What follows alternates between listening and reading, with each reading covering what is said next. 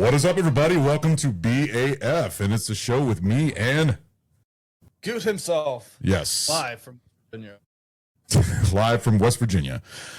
So today we are going to be doing something interesting. I think we talked about it in the last show that we did, which was Planet of the Apes. We were planning on, doing I pick a movie, then he picks a movie. So I remember him saying something like, "I'm in a vampire mood" or something like that.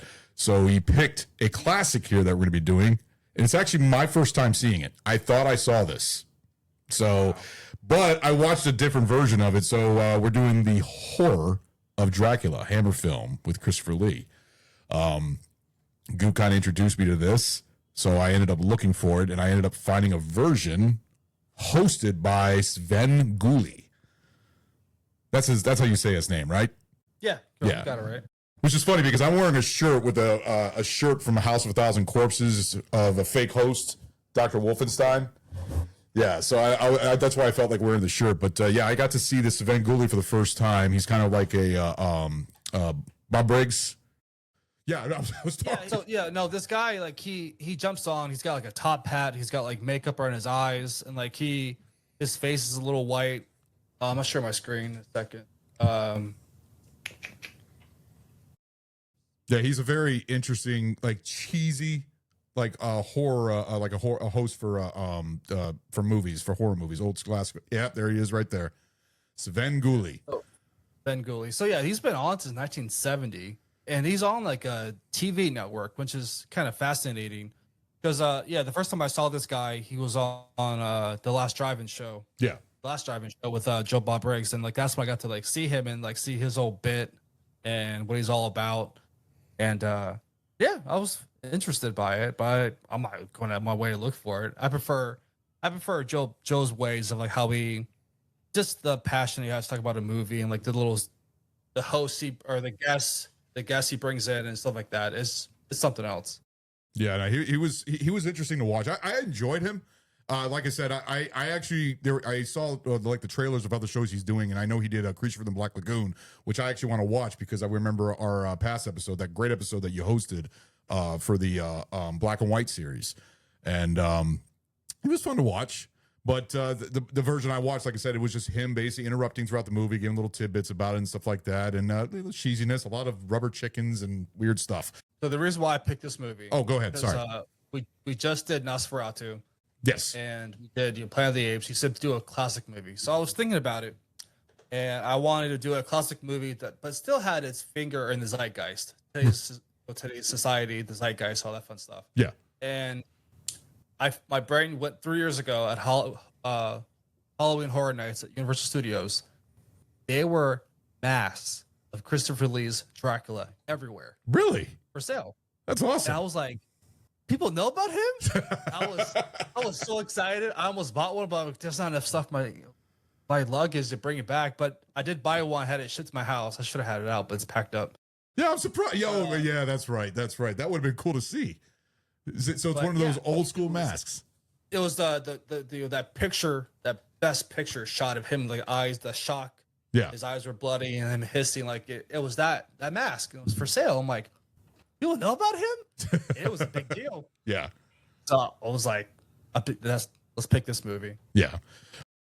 Yeah, no, I got to watch this for the first time, but I've always known about Christopher Lee playing a Dracula character, and known from a lot of movies that a lot of directors, use Christopher Lee because of them growing up watching him. But it was very interesting. I'm actually very glad to see this. I actually want to see every single version of Dracula out there, but it's just so different though that it's tangled up and everything. But here, I'll get back to the details, but I'm glad you brought this to our attention to watch this. This was fun to watch. So Horror of Dracula was released in the United Kingdom on May 22nd, 1958, but in the United States it was released on May 8th, 1958. So but it was released as Dracula in Britain, but over here it's released as Horror of Dracula, I guess because of the rights or something like that. So that was a little different on that. Other notable films directed by the director, which is Terence Fisher. He also did The Curse of Frankenstein. He did The Mummy. He did The Revenge of Frankenstein, The Hound of Baskerville, The Brides of Dracula, and The Devil Rides Out. Let's see. It was produced by Hammer Films on a modern budget of $8 £1,412, 114,000 for US alone. The film achieved a significant commercial success, earning around 3.5 million worldwide theatrical rentals, including 1 million from North America alone. Critically, this movie for Rotten Tomatoes score, I was a little shocked at this. So critically, this film holds an 89% on Rotten Tomatoes for the critical score, but for user score, it got an 81%. So it actually, it's a loved movie. I was expecting higher though, but maybe because I figured that this is a well-loved film for a lot of people that like the Hammer films, the very low budget. But I don't know. What do you think? I love the Hammer films, but fuck Rotten Tomatoes. What did Roger Ebert say about this movie? No, what did he say? So he said he initially acknowledged perceived terror, but later found it captivating because of Bela Lugosi's performance and the stylized set, the photography was perfect, and so he gave it 2 stars. Roger Ebert only gave it 2 stars out of 5. Yeah.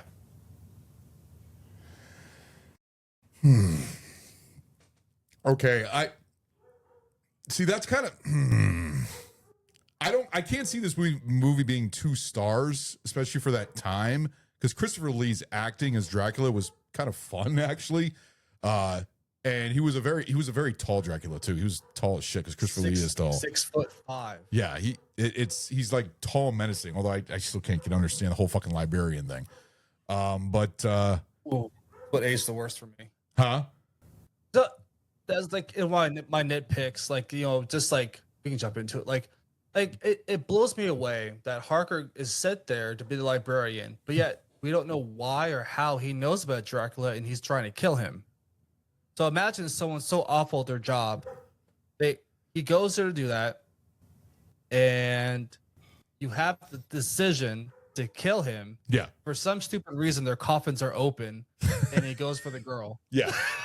It's gonna scream and wake his ass up. Yeah, it's weird. It's the thing is, we gotta get so much to talk about this movie because it still astounds me. I remember texting you when I was watching this. Like, man, this is really like changing things around with certain characters, like Mina being I can't remember, trying to remember everything here, but Mina and I believe what's his name were brother and sister or something like that. Yeah, Harker.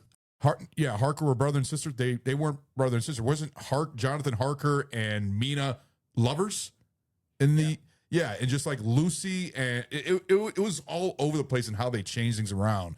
And Van Helsing, played by the great Peter Cushing. Peter Cushing. Yes, which I'll go on the cast here. Peter Cushing is Dr. Van Helsing, of course. Christopher Lee is Count Dracula. Michael Gou, which I guess is Gou or is it Go? Do you know? Go. Is it Go? Okay, Michael Go as Arthur Homewood, which everybody knows him as Alfred from Batman. That's from the Tim Burton movies, actually from the all 4 movies, Batman and Robin and Batman Forever. But Tim Burton probably grabbed him. He was also in Sleepy Hollow too, I remember. Grabbed him because he probably watched him as a kid. But that's the first time I ever seen him younger in a movie. It was actually really interesting to see him like that. It was really cool, actually. Definitely that guy award. Like you sit there like Leo, like point the script, and you're like, I know him, and like it's fascinating because like his film career never really went off. He was like more famous for his like British TV stuff. Yeah. So he didn't really get back on the main screen. There's a movie with Val Kilmer. Batman Forever. It's a comedy. Really? Which comedy? Top Secret? Top Secret. Top Secret? He was in that one? He was in that one. It's been a while since I've seen that. That's Yeah, that's kind of like a spoof movie, basically. Yes. It's not talked about like Airplane or like The Naked Gun. It's up there though. It's funny. But no, it's not bad. It's actually from the same directors of that, actually. Airplane, Naked Gun. I believe there was another one, Loaded Weapon, I believe, or something like that. But it was fun to see him. There's also the actress in here. I actually seen her in a movie before because I'm a huge fan of the original A Christmas Carol. From the 50s. And I think he plays Scrooge's basically chick that he almost ended up with, but he turned down. She plays Lucy. Actually, you could hear her voice and everything. They even talked about that in the Svengoolie, and I was like, oh, that's where she came from. So Svengoolie gave a lot of little tidbits here and there throughout the whole thing about this. We also have Carol Sbarge as Lucy Homewood. We got John Van Eason as Jonathan Harker, which I think I talked to you this in a text. John, I couldn't not figure out where the fuck I've seen his face, and I thought I've seen him in another movie, maybe an older movie. But then I looked at his filmography. I can't say the fucking word. I don't know why. But I saw all the movies that he did, and I've never seen anything from him. So then I actually told you that he looks like the dude that was in Rogue One, the one that went against Peter Cushing. If you put their face side by side, they look almost exactly alike. But he was kind of basically the librarian. He was kind of a character that I didn't really care about, didn't really need. I guess it set the tone because I mean the best thing he had was his journal, which eventually got to Van Helsing. But like I love the attention to detail when he goes to Castle Dracula and he says it's that you can feel the temperature change. It was cold. Yeah. And you can see their breath talking to each other. I love that. Oh, I did notice that. I noticed that when I was watching the movie when you can see their breath. That was pretty cool. And I actually liked the set design of the movie. The color was the only thing I did not care for is the blandness, but that's more of like the Hammer films. It's kind of, but you know, the blood is always almost like paint red, like red paint type of deal. That's kind of normal. I mean, even Tim Burton did an ode to it in Sleepy Hollow with the blood in there to be just like the Hammer films. But the colors just don't reach out to me. But the sets were great. I mean, the sets looked good. I felt like it wasn't as gothic in a way. It didn't look as gothic and dark and like. I think everybody thinks of Dracula. They think of like pure like blackness and darkness and like stones and stuff like that. This one was more of like a brown mansion or something like that. I mean, do you agree? It wasn't brown. It was more bluish, like the hue to it. And it looked like a beautiful, just like. Oh yeah, the light blues. Yeah. When you think of Dracula, you think sophisticated, sexy. It's just like he's got that aura to him. Yeah. He's sophisticated. He's like an aristocrat. Like he's got lots of different money and like different stuff. And like it's beautiful. It's well set. Oh yeah. I just something I wasn't used to, but I mean that's the thing. That's the Hammer films. That's what a lot of the Hammer films, the look of them looks like, and everything else. Have you ever seen Flesh for Frankenstein? It's Blood for Dracula. You ever seen that?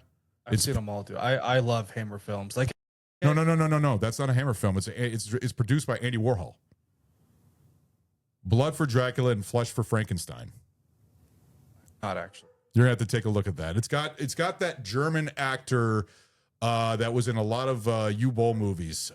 He was also in Blade as the older vampire. God damn, he's Udo Kier, yeah. Yes, exactly. Yeah, that's it's called Blood for Dracula, and Flesh for Frankenstein is also the other one. They're extremely cheesy. They're from the 70s, and they're produced by Andy Warhol. I mean, look at this poster for it.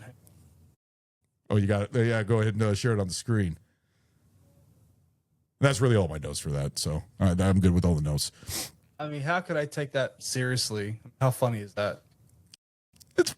It's really bad.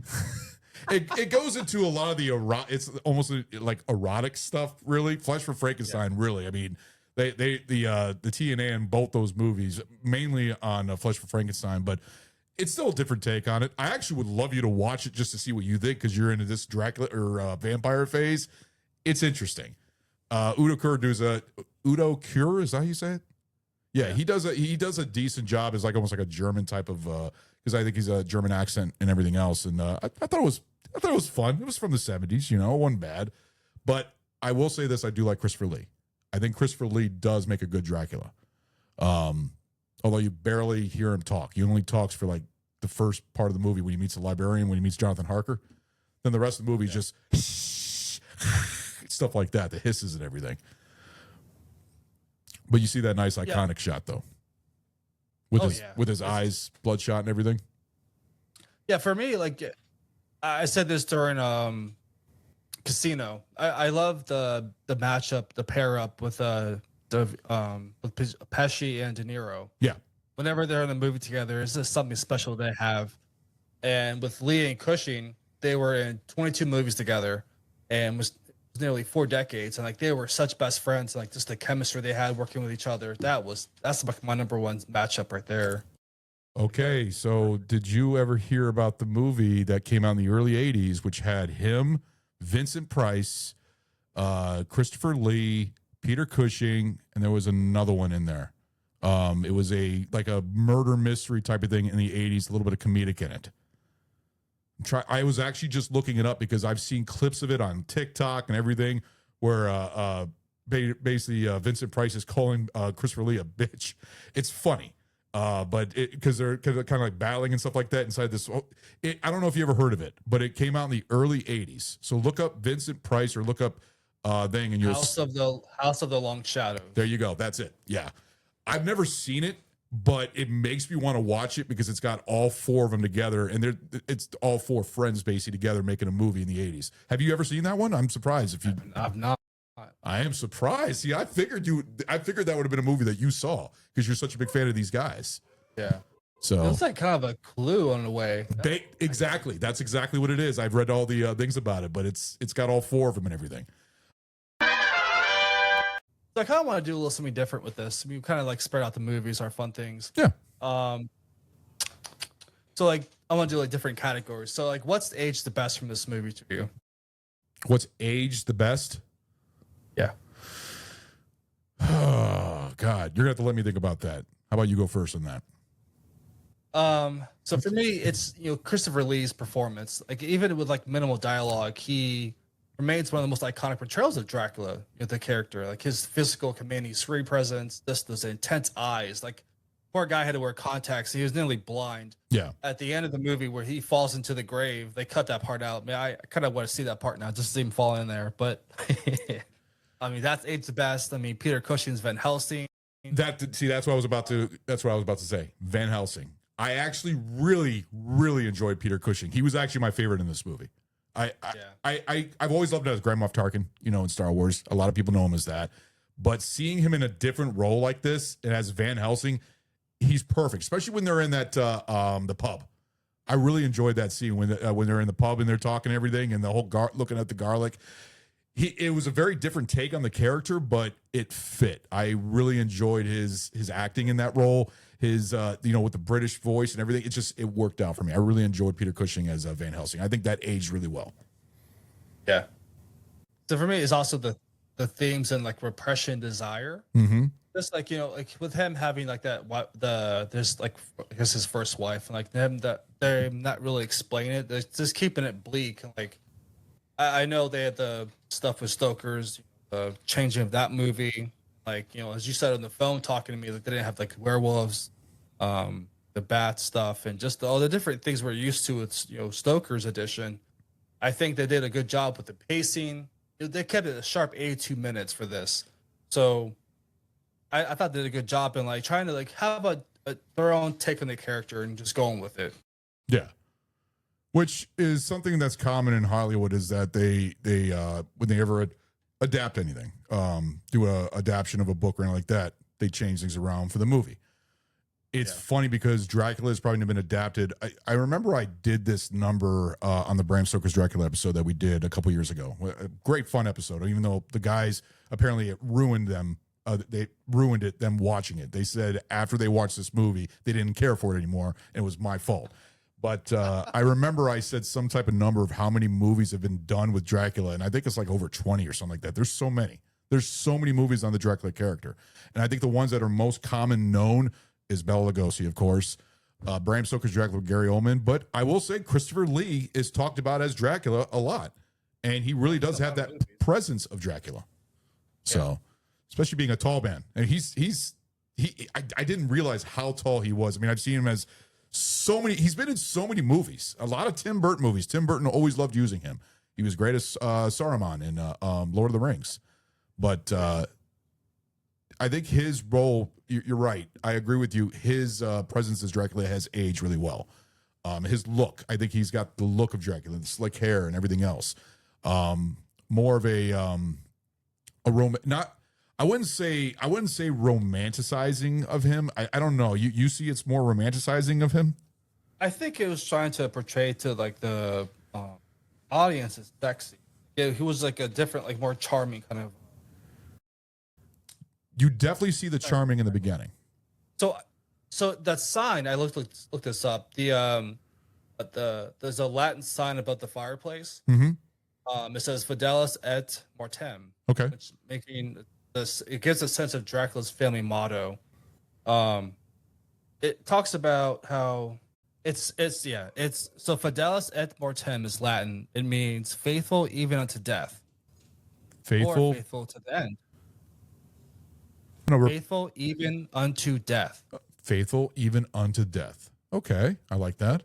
It kind of like said, the different, because we don't really see that in any other Dracula movie. So I saw that sign, I paused it, I Googled it real quick. What does that mean? I know it's Latin. So I thought that was cool, and it was kind of like gives his dedication to that character, and like as we see with the future movies with him as Dracula, see that play into his core of the character. Now he's played that character, Dracula character, in other Hammer films, the exact same Dracula. Yes. How many times? I was saying that so Christopher Lee played Dracula. He played 7 times for Hammer and 3 other times for non-Hammer films. So total of 10 times he played Dracula. Jesus Christ, he played Dracula 10 times? Yes, he was the man. He crushed it. So on your recommendation, which one would you say is the number 1 Dracula film of his? Is it this one, or is it any of those? Dracula Has Risen from the Dead. Dracula Has Risen from the Dead. Yeah. Okay, so I'm gonna have to watch that next, and I'm gonna make a promise I will watch that before we do our next episode, because I want to know, the difference.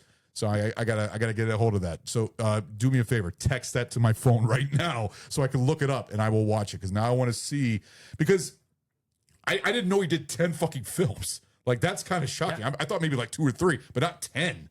So that was kind of a common role for him. Wow. Okay. Interesting. And is Vincent Price in any of them? No. Oh, that's shocking. I love Vincent Price. I love Vincent Price. They get together in other movies. Well, Vincent Price has been a part of that for the Hammer films. I know Vincent Price and Cushing, all 3 of them have been in films. And there was also a 4th one. I don't know what the other guy is.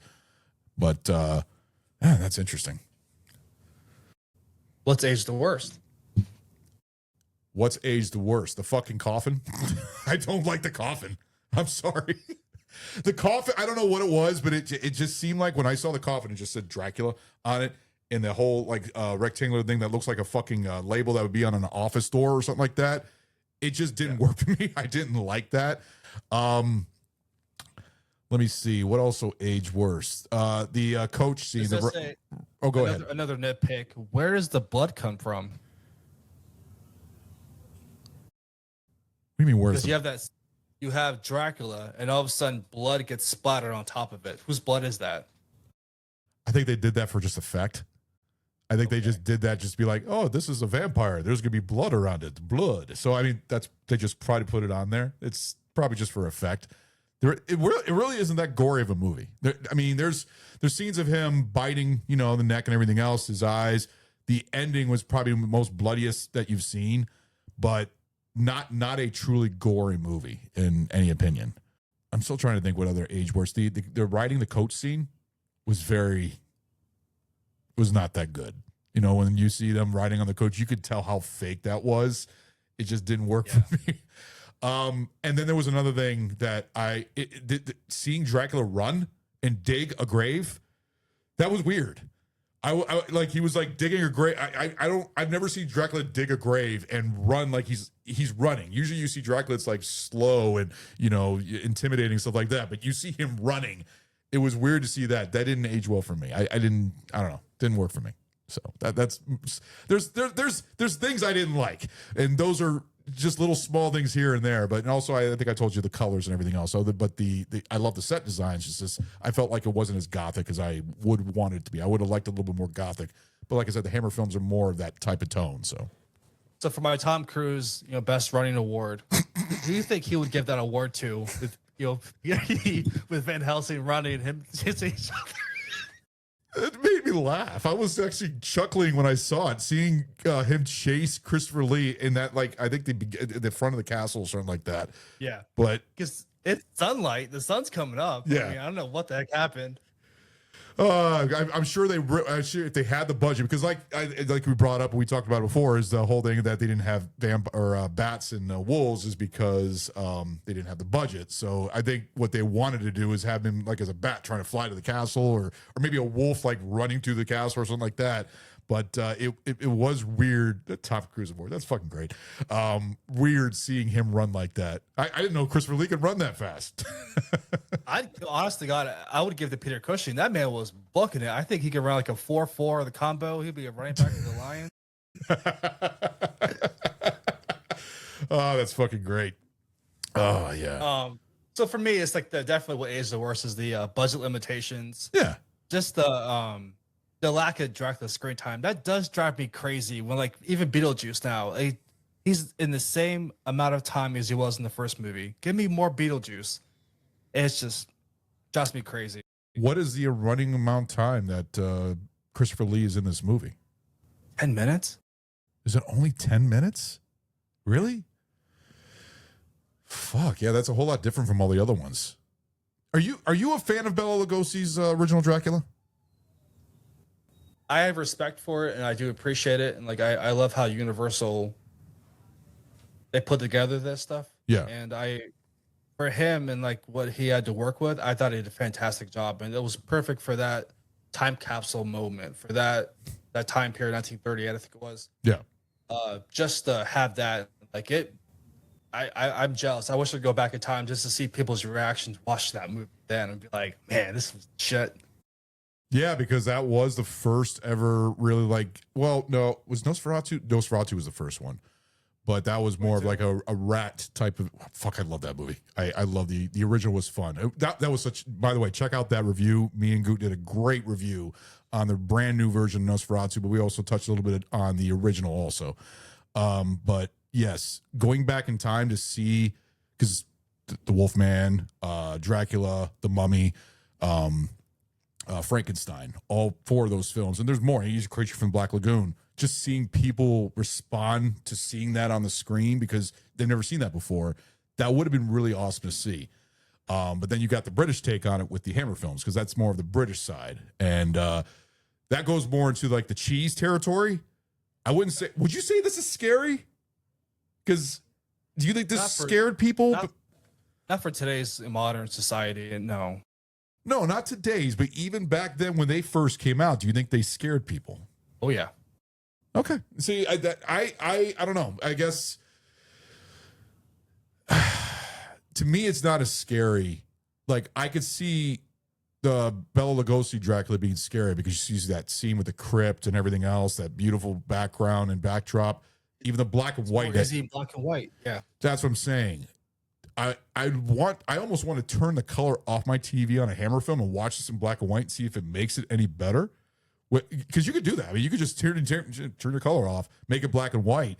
I'm wondering if that would make it any better. Because sometimes movies. Did you watch Godzilla -1 in black and white? Yes, I watched it both in color and black and white. Black and white's better. There's movies that I actually enjoy better in black and white. I think black and white actually shows a lot more, makes it darker. It actually gives a little bit more detail. Shadows. Yes. Tone of the movie. And I think that this is something I want to make an experiment where I almost want to watch this with the color turned off and see what it looks like in black and white. Because like I said, the colors is what don't work for me. So it doesn't make it scary to me. Back then, probably it did. But I don't know. Nothing really scares me at all. But I mean, it's still, I want to get the idea of it being scarier with the black and white. I mean, would you watch this in black and white? Have you ever done that before? I have not. I appreciate the material they gave you to watch it as, so I'm gonna like look at it that way. Yeah, I'm intrigued now to watch it that way. But for me, like when Dracula see his face and like that way, it changes how it looks though. So it's just I don't think it would work in black and white. I don't know. It might make it better. It might make it better. You're talking about that scene where his eyes are bloodshot and everything. Yeah. God damn! If only I could just get a picture. So next up, the Big Kahuna Burger Best Use of Food Award. The fuck? The big. Okay, so explain this. What is the best use of food in this movie? Like, what's the best food you would eat there? What was it? It was the thing that they. What was the thing that they ate inside the pub? It was we didn't see it though. He ordered like a it was like a stew he ordered. Yeah. But we don't see it though. But in the beginning of the movie, there's like bread, cheese, and wine. Right. So I'd go with the the food from the pub. Well, the thing is, didn't they talk about? I thought they said something. It was a stew. Was it a stew? That's what it was. Because then they were also talking about the garlic all hanging up and everything. Well, he was asking why, but it just makes it go back to the like how people know about him, Dracula, and who sent Harker to kill him. Yeah, it's one of those unanswerable questions. Well, yeah, I remember the scene because when Jonathan Harker was in the beginning when Christopher Lee introduced him inside the place and everything else, and the food, right, the cheese. Yeah. So the Big Kahuna Award. Yeah, interesting. Okay, that is funny actually. Yeah, I'd go with the bread and cheese. Can't go wrong with that. Bread and cheese is good, but I actually would go to the pub because food at the pub is always good, even though sometimes it's bad food. It actually tastes good because you're drinking and you're getting drunk, so you don't even fucking care. You're just eating the food, even though it tastes like shit, but it tastes good because you're drinking. So I actually like the pub scene. I love the scene with Peter Cushing in the pub. Low budget, man. They need more stuff around. It reminded me of American Werewolf in London. Oh, the pub scene when they go in the beginning before they go out to walk before they get hit by the werewolf and everything. Yeah. No, pub scenes are always great. I love pubs. So next, what's the Barrel Aged Flicks best alcoholic beverage? Barrel Aged Flicks best alcohol. The fuck was that? Was that your cat? Yeah. Oh, okay. I just saw like a black ghost just come by right by your screen like blackness. The best BAF alcoholic drink. I don't know. What would that be, Goot? So when Harker goes to his bedroom, there's some different colors on the little counter right there. Yeah. Little dresser. I want to know what is Dracula, what is he fusing together? What's he got cooking in there? Because he gives him brandy, so that's the obvious answer. So I take the brandy, but I want to know what he's infusing in there. What he's infusing? Well, what were the colors of the drinks? It was like red, blue, and green. Well, green has got to be absinthe. It's got to be the Green Fairy. Trying to fuck him up. Then you got brandy, but you're trying to see what he infuses in the brand or what he infuses in those drinks. What do you think he infuses? I don't know. I can only imagine. And puts his own. My mind's a blank. I have no idea what he put inside of it. I'd be afraid to drink anything from Dracula's dresser, basically. Yeah. Oh, the other question. Why is there a coffin in front of his bed? There was a coffin in front of whose bed? Parker, there's a coffin right in front of his bed. I don't know how I didn't notice that. Was it really? Yes. Maybe it was a way of Dracula, like if he goes to sleep, so he could just hide in the coffin. So then, right when he's up, he could just wake up and get. That's fucking weird. I don't know. Stupid. The door's locked. How would Dracula get back in there? He's Dracula. He could go through the walls. I mean, he could turn into a bat. He could do something. No, that is weird. I didn't even realize a coffin there. You really analyzed this movie. I only watched it once, so I didn't even know there was a coffin in front of the bed. I thought maybe it was a dinner, like a coffee table or something like that. It was actually a coffin. Yeah, right in front of the bed. Yeah, I didn't even notice that. So that went right over my head. Jesus Christ, you analyzed the fuck out of this. How many times have you seen this movie? Too many times. You saw this in the theater too, didn't you? I have, but no, not originally. I first saw this when I was in college. My one of my first bosses, he gave me like this huge 50 horror movie, like the original classics to watch. Yeah. And that's when I first watched this. Like, good heavens, this is good. I'm like, I got sucked into that whole wormhole. Oh, damn. And then you basically, so you saw a movie from the same director and actor, and then you were on a hunt for all the other movies afterward. Yeah, see, that's the same thing I've done with all the Scorsese movies. That's how I became such a Scorsese fan, seeing Goodfellas, and then I went on search for all the other movies, especially the one right behind me, one of my favorites, Gangs of New York. But that's a good way of doing that. That's happened with me with Goodfellas and everything. And you fell in love with all these films. You like the British side of of these horror movies that they did. I love the different takes. I love the different source of how they portray the information, just the different takes on the source material. Yeah. I love that kind of stuff, and they did a good job at it. Yeah. So you bring up Scorsese. Who would do a better job at directing this movie? Scorsese or Spielberg? Goddamn. I've never even thought of them as. All right. Well, I would have to say Scorsese because Scorsese has done horror. I mean, well, Steven Spielberg has done. Even though they say that's a whole thing, controversy, if he actually directed Poltergeist, it's a Tobe Hooper, but he was major producer in it. But Spielberg is more on the sci-fi side. Scorsese did Cape Fear. He also did Shutter Island, which has got more of a, not like a horror tone, but more of like that dark tone. So I could see Scorsese doing a lot better job. I can't see Steven Spielberg doing this. Scorsese's, I would give it to him because I think he's got that chip on his shoulder. I think he'll make a point to be like, I can do this too. Spielberg? Well, he's never done a horror movie before. He really isn't. Actually, I don't think he has. Was it 8mm? That's a 8mm? Yeah, that movie. Or no. You're okay. Are you talking about J.J. Abrams movie? Oh my God, that was it. I'm sorry. Yeah. Yeah, that's produced by Steven Spielberg. So he's produced movies, but that's directed by J.J. Abrams. When you say 8mm, I was thinking about the Nicolas Cage snuff movie at one point, which is actually directed by Joel Schumacher, which is fucking weird because he's directed Batman Forever and then and Batman and Robin and then 8mm about snuff. But Steven Spielberg, you know, he's done just about every genre out there, so he could definitely try it to see he can get into it. I think Tim Burton would do a good job, but he would make it his own version, but his would be more that gothic feel that I like. But if, like I said, if you had to go, I think Scorsese would have did a better job because I think it would have been more of it. Steven Spielberg is more fun and adventurous. Scorsese is more serious and dramatic and everything else. And I feel like he would put a little, I don't know. I think him directing Christopher Lee would be kind of fucking cool actually. Because anybody who's under Scorsese, their acting is amazing. But you could say the same. You could say the same thing about Steven Spielberg also. So I just knocked my fucking headphones off. But God damn it, I don't know. So you say Steven Spielberg? I'd go with him. I go with Scorsese. But that's also my boy. I mean, that's also my favorite director of all time. I love Scorsese on just about everything he's done, even movies that people will find extremely boring. Like Kundun or Silence, which I think is an amazing movie. But that's a good question though. So, but no, next but up, the Mark. I was going to ask you a question.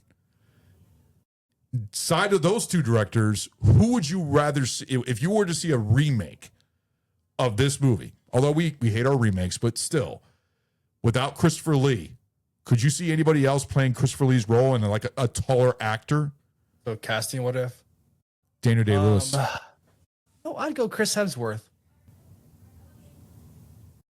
Like a Thor Dracula? Chris Hemsworth. I mean, he's obviously got the size. I think he hasn't been in a horror movie yet. I think with his size being like 6'4", 6'5". He was in a movie. Cabin in the Woods.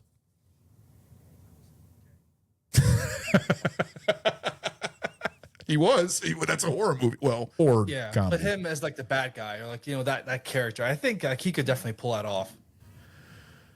Chris Hemsworth.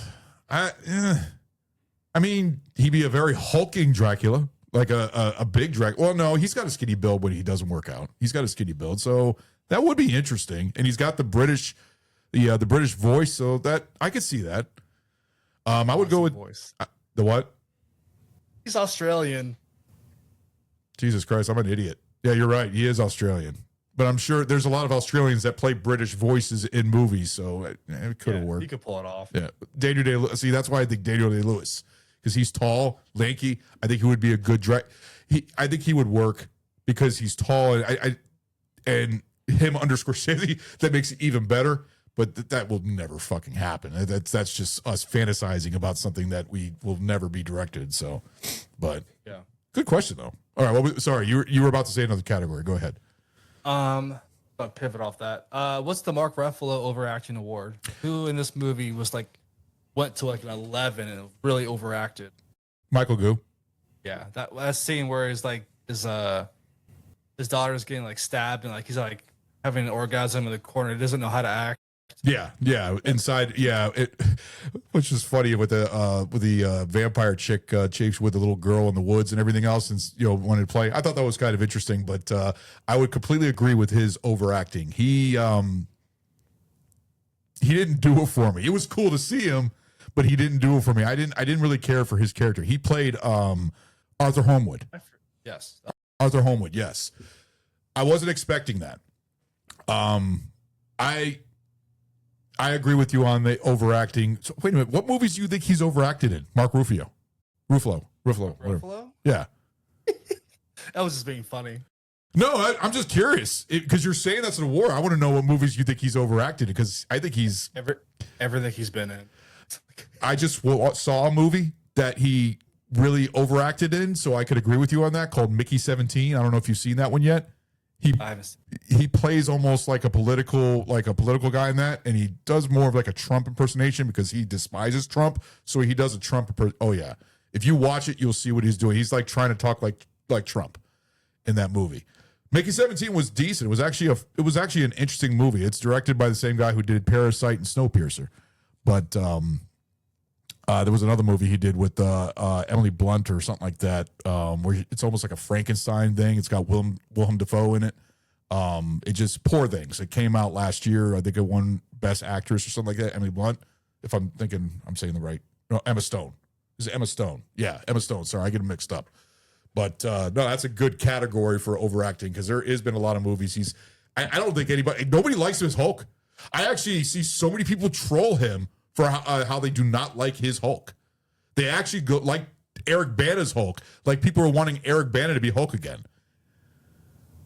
I don't know. I'd go with the Edward Norton. Edward Norton. I'd go with him. No, he's the best one. I agree with you 100%. In fact, he didn't. I think he was hard to work with on the set, and they didn't go his way. That's why he wasn't picked to come back. I remember there's a lot of controversy about that. There's actually an episode that we did. It was like a 4th or 5th episode, Hulk Extravaganza. I think we talked about it. Yep, you did. But that's like one of our first episodes. Like it's only an hour long. It's actually a pretty decent episode. But Edward Norton was a good Hulk. It's funny how we went from Dracula to Hulk now. That's what we do. We just go all over the place when it comes to movies. So, do you have any hot takes on this movie? Hot takes. I'll go first. So I think that Van Helsing, he was able to leap over tables. He was staking vampires, throwing down like he's auditioning for a Bond movie. I think whoever saw this movie, it was like it motivated them to be like, can fucking pull off a Bond movie. He's like Indiana Jones. He's that dusty academic guy. Yeah. Energy just rips. Like, this is it. You're better with this than I am. I'm not good at stuff like that, coming up with some great funny stuff like you guys. You're part of Body Wrong. You guys come up with this shit. I'm fucking dumbfounded when it comes to this stuff. So I'm trying to think of a hot take for this. Christopher Huh? No, it's okay. If you don't, it's okay. No, I'm thinking. Hold on, I'm thinking. I'm probably gonna make an idiot of myself. But let's go ahead and see here. Christopher Lee trying to be the romanticizing vampire by all the hissing. I'm gonna say this. He's trying out for like the freaking Cats the Broadway because of all the hiss. Oh. No, I'm sorry, because of all the. I'm sorry. That's seriously what he does throughout the whole movie, because you only see him talk in the beginning of the movie for maybe like a couple lines, which is he's very gentleman-like the way he's talking and stuff like that. I was like, oh man, this is a gentleman vampire. Then the rest of the movie, you don't hear him say anything. You hear him say nothing. All you hear is yeah. So yeah, that's probably not my best hot take, but you put me on the spot, and I'm not good at being put on the spot. Next up, I've thought this through hard. Would Samuel Jackson make this movie better? Yes. Yes, he would. But I'm trying to think of what character he would be. So hear me out. Hear me out. I truly think if he was Van Helsing, that's exactly what. That's what.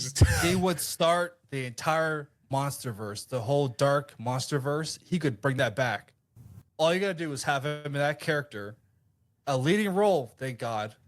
And then for a teaser, just have him just like walk up to Dracula's tomb, like, "It's Dracula, motherfucker!" See, and just to hear him say that, The next shot, he's in front of a court. He's being accused of murder. And he goes, allow me to retort. Yes, they deserve to die, and I hope they burn in hell. Yes. See, I knew motherfucker was going to be in there somewhere. That had to be in there somewhere because that is typical Samuel L. Jackson. Shit. They even have a fucking, I think they even have an Alexa thing where you could actually have it as Samuel L. Jackson and it can be like, what do you need, motherfucker, or something like that, because he's the king of motherfuckers. So is Joe Pesci. But no, that's good. No, you were right on key about Van Helsing because that's exactly what I was thinking about. Him as Van Helsing would be funny. Plus doing all that that jive talk and everything. Yeah. So that's good. What memorabilia would you take in this movie? Oh shit! You asked me this when we talked about it. You actually brought this to my attention. I still have to think about this. I'm gonna let you go first because I'm trying to get my head straight, trying to figure out what would be a good thing. So in the library, there's a giant globe in there. Okay. I'm taking that because of Glorious Bastards. The scene where Fassbender comes up and there's a huge like cocktails, all these different liquors in there. Yeah. I can only imagine what's in there. There's some treasure in there. I want that globe. Probably a lot of heads of all the women that Christopher Lee's taken off, and just put them in there as his trophies. I got these bitches. Shit. Let me see. Memorabilia that I would take from this movie. That's good, by the way. I'm gonna say this because I just think it's cheesy as fuck, but it's his coffin.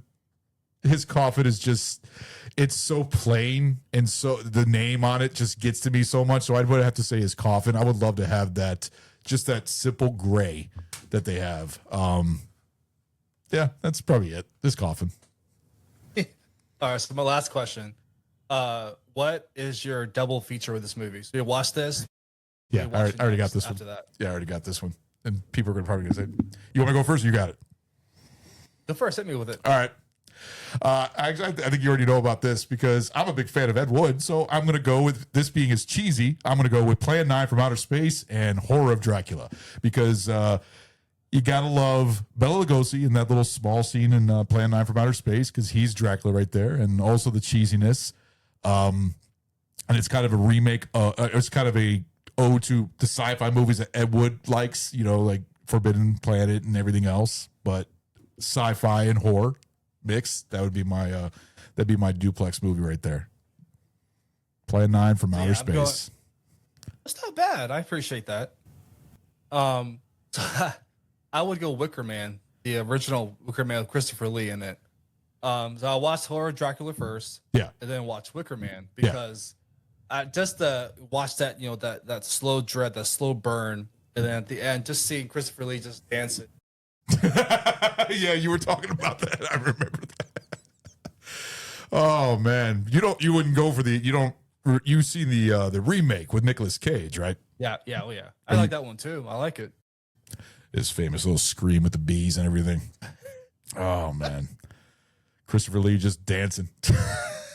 Oh fuck. Good question. Duplex. If they made a sequel to this. But what is a sequel that you would prefer to this? Like how would Dracula come back? What was your way of Dracula coming back? They answer it in the other movies. You'll see. No. I want to know what you think, what your version would be of him coming back. I don't want to know. I don't know what the other movies are, so I don't know how he comes back, but I want to know what your version of him coming back would be. Because he snivels up and basically scribbles up into a little corpse and everything else, which I thought that was a cool scene done. Well done scene. Yeah. I don't know. I think it was practical effects. I mean, it looks really good. It holds up. The scene holds up for me. Yeah, no, it was good. I was impressed with that. So I could see people like some tourists going there to Castle Dracula and then messing around. They touch something sharp and they bleed. They get blood on the spot he dies. That brings him back. So a drop of blood lands on him.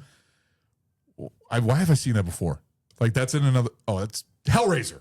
It just reminded me of Hellraiser. Frank. That's right. Yeah, the blood. So you're going for basically like a Horror of Dracula Hellraiser version. That's actually a good. That's a good version. That's actually pretty cool. Basically where it lands on his ashes or something like that on the ground, and then he just sprouts right back up, and he's back to being Dracula. I mean, that's actually pretty not lazy writing. That's actually something that could be perfectly. And then it was made in the 70s, so Hellraiser would be stealing from the Dracula movie instead of you stealing from Hellraiser. So from the time, yeah, that was cheesy, but yeah, there you go. There's my question. I tried to make something interesting. Yeah, Clive Barker hasn't gone to one of his hot clubs yet. Oh, I love Clive Barker. It's a shame he's only done 3 movies. I know that it sucks, but you've seen Nightbreed, right? Oh yeah, I love that movie. Have you seen the director's cut? Yeah, that's the version Joe Bob showed. Yeah, he actually showed the director's cut. Yeah, that's interesting. Yeah, because there's like 3 cuts. There's the director's cut, there's a regular cut, and then there's the Cabal cut or something like that. There's a thing called the Cabal cut, which has a lot more stuff and everything, but it's like almost like VHS quality. But all 3 of his all 3 of his films, Hellraiser 2 is not directed by him, but it's produced by him, but I think it's a great sequel. But I actually really enjoy Lord of Illusions with Scott Bakula, I believe, from the Quantum Leap dude. Yeah. Yes. Is Blackula or is it Bakula? You're laughing at. I don't know. Scott Blackula. Or I'm thinking of Blackula. Isn't Blackula? That's a movie I've never seen. I've never seen Blackula, actually. And that's actually in theaters. You saw Blackula in theaters? Yes. How is it? We showed it for Psycho Cinema. It's bad, but it's good bad. It's cheesy and it still holds up. Well, there's another one that I think I talked to you about that I've never seen. In fact, my mom even said that she had a crush on him when she was a kid seeing him, and it's God damn it, I forgot the actor's name, and I just brought it up to your attention too. It was made in the 70s. If you can look that up, he played Frost Nixon.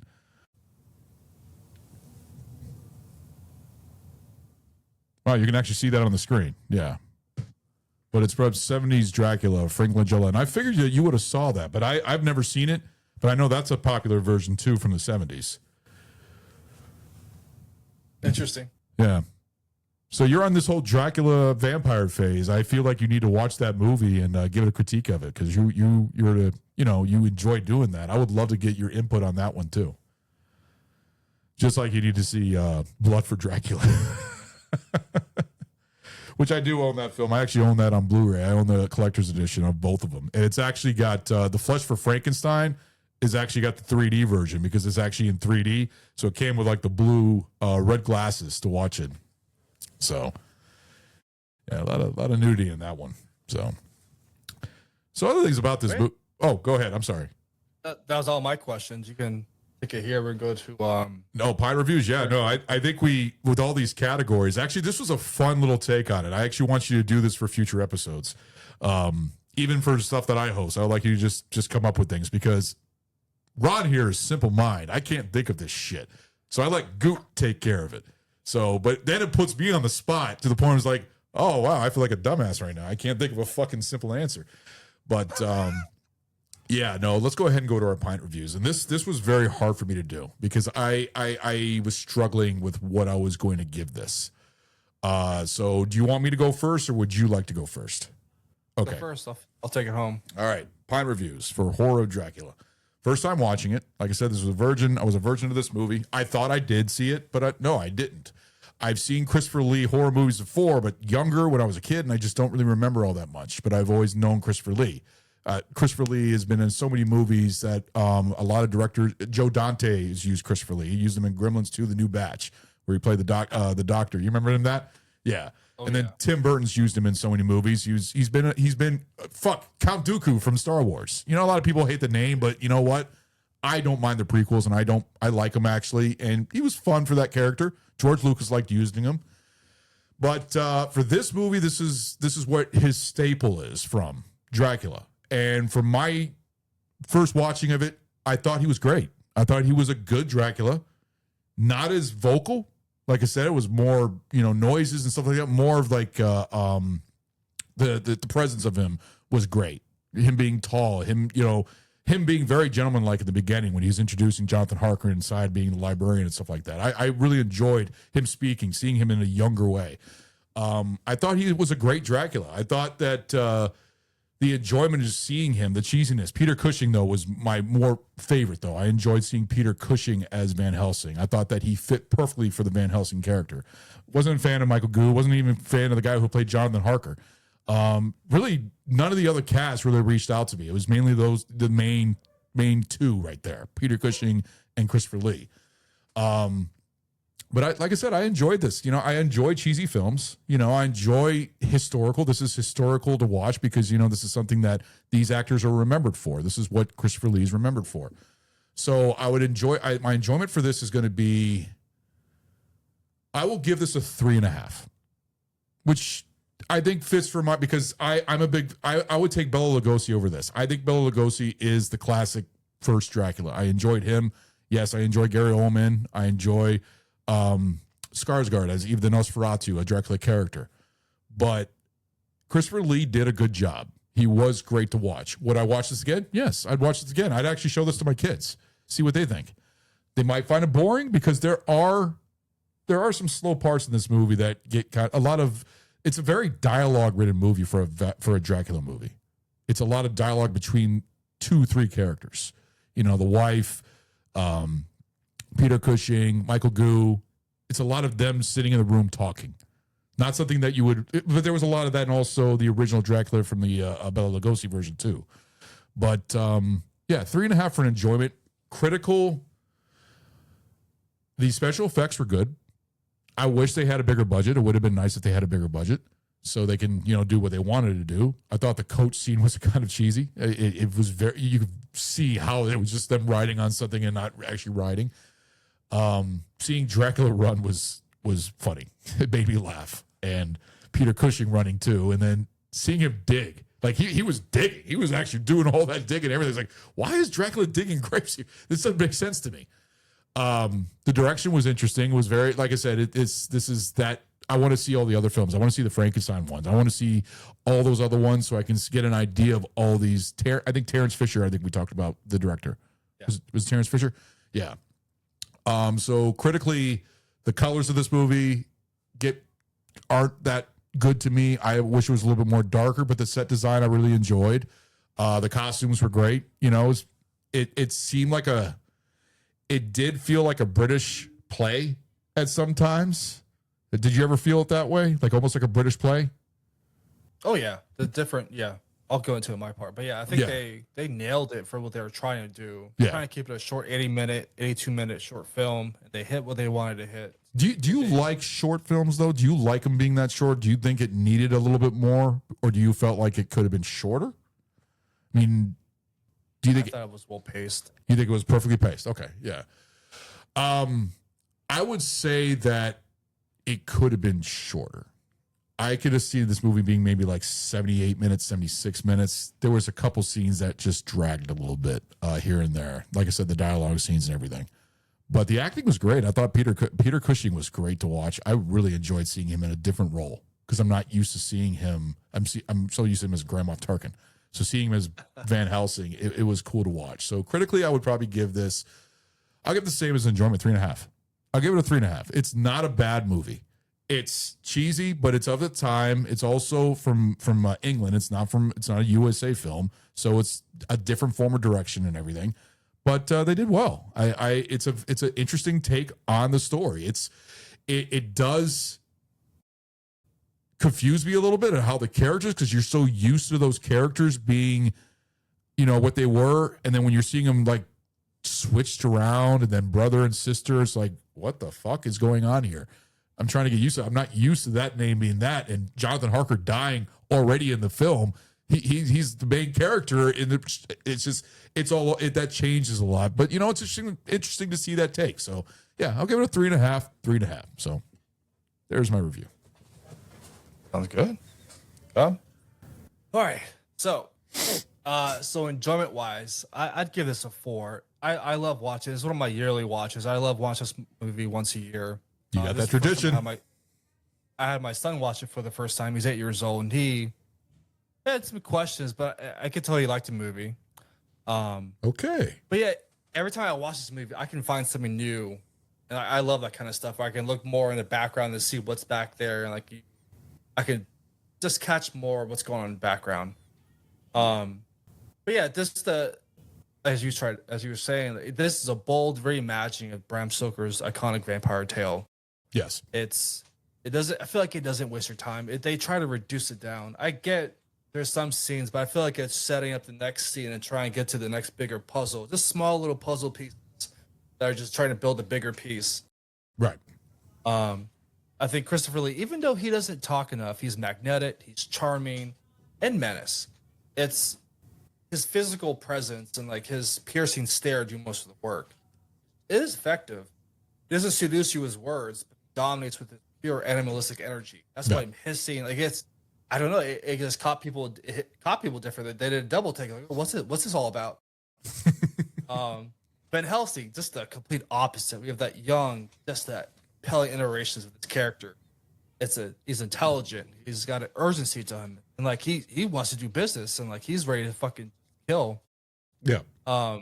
He's sharp. He's agile. He's driven. That's why I love it. It's like a big chess match, but not kind of like the Sherlock Holmes Downey Jr. version. Like it's a chess match in their British kind of style. Yeah. Yeah. So yeah, with the coloring steps, like it was a bold step. Like they tried to like match their horror with like rich saturated color. Mm-hmm. Like the red isn't just red; it's like a crimson red. It's shocking because like the sets, the castle is like gray toned, and that like crimson red really like highlights it. It's like really even more bolder, so like kind of like gets your attention more. Yeah. I feel like the candles it like illuminate a little more. They try to get that shadowy effects, but it was kind of cheesy. But I do love the sets though. Everything in there had a purpose. I felt like. Yeah. So critically, I'd give this a 3. I could nitpick this to hell. I can find little things here that like I don't have an answer for. Yeah.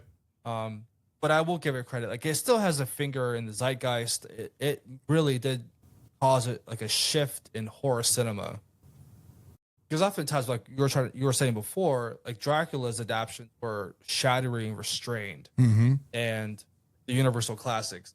This changed it by trying to like embrace like a more of a sensuality or violence and color. Yeah. Like this version of Dracula isn't just a metaphor for death. He's a metaphor for desire, that forbidden passion. Yeah. It's like the whole Victorian tale type of stuff. Mm-hmm.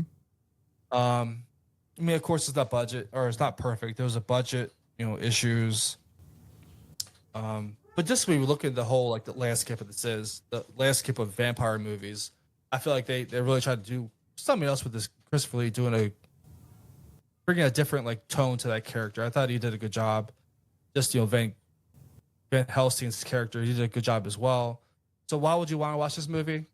It's a foundation pillar for modern genre cinema. It's a reminder that style and substance can just coexist. Yeah. Like I feel like this like motivated a lot of directors going forward. That they can like try to mix style with substance, just to give it a deeper reward to look at. Yeah. So in short, this film earns its place just in canon. So I say raise a glass of real red wine to Hammer's Horror of Dracula and roll out the trash cans. Wait a minute, you never gave your enjoyment. It's a 3. Oh, no, 4. Yeah, I was like, I was waiting for your enjoyment. I was like, so you gave it a 3 for critical. What's your enjoyment? Is it a 4 or 5? I was expecting like something high. So you said a 4? So 4 for enjoyment, 3 for critical. Gotcha. Okay. I was expecting that because you've been raving about how much you love this movie and everything else, and the fact that your child even loved it was kind of shocking. He didn't get bored of it at all. He actually enjoyed it. No, he gets sucked in. Like he's curious to see how it's going to end. Like how it I don't know. Like it's been a blast. Like watching movies through his eyes. Yeah. Just like he appreciates like I've been trying to show him like more original stuff. Like he's been watching like John Wick. He watched Kill Bill. Yeah. He's watched some Nightmare on Elm Street, Krampus. He loves all the different horror movies. So like he's trying to get like more of an understanding. So I was showing him where did it start. He loves all the original Universal monsters. He He's something different. You see, it's the same thing with me. With my oldest, having her sit down with me and watch the movies that I grew up with, and she even remarks as one of my favorite movies of all time, Aliens, as her favorite movie. She loves that movie, and loves the original Alien and stuff like that. She loved The Thing. You know, it was really cool to see her enjoy these movies that I like. And it's cool opening your child's world, you know, with these movies that came out, you know, that you grew up on. More though than the movies nowadays, in my opinion. I mean, there's good movies nowadays, but the stuff that I grew up with, to me, feels a lot better than what's coming out nowadays. I think today's gotten a lot more political, and things just aren't. It's more remakes more than anything. There's so many remakes out there. You know, I like the original stuff. It's so much harder for a studio to make an original IP. Yeah, they're stuck in having to have all these check boxes checked off, and it's like it's not needed. Yeah, and I'm sick and tired of it.